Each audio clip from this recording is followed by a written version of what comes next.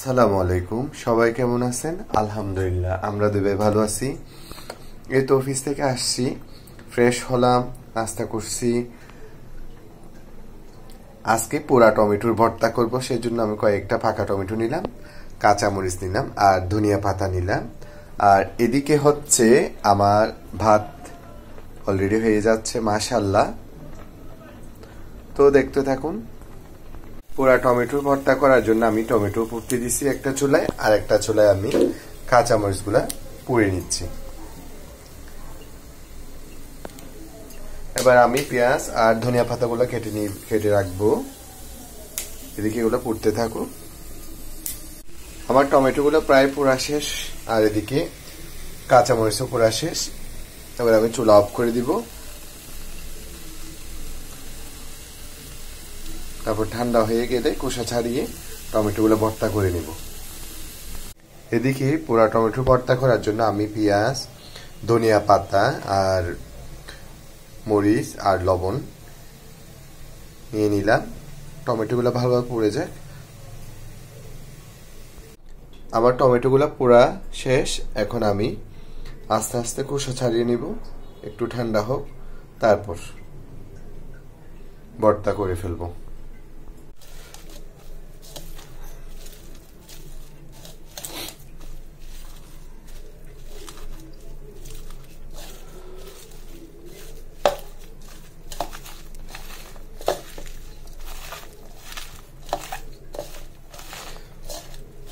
মরিচ, ধনিয়া পাতা আর পেঁয়াজ ভালোভাবে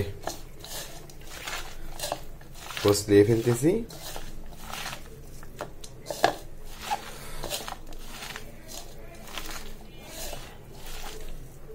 আর এদিকে আমি টমেটোগুলো দেখুন খোসা ছাড়িয়ে নিলাম।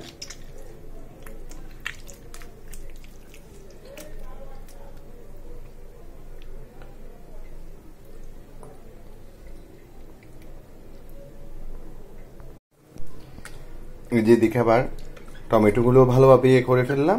আর এদিকে আমি পেঁয়াজ,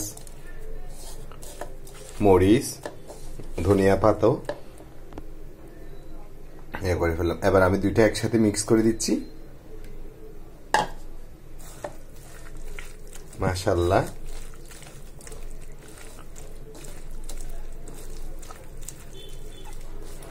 আমার পোড়া টমেটোর ভর্তা একদম রেডি। আমরা গরম গরম ভাত দিয়ে খাবো।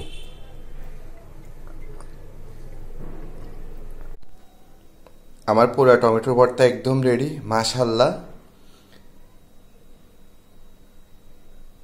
মাছ মাংস কোনো কিছু লাগবে না, এই পোড়া টমেটোর ভর্তা দিয়ে ভাত খেয়ে ফেলতে পারবো। তো আজকের মতো এতটুকু। সবাই সবার জন্য দোয়া করবেন। আসসালামু আলাইকুম।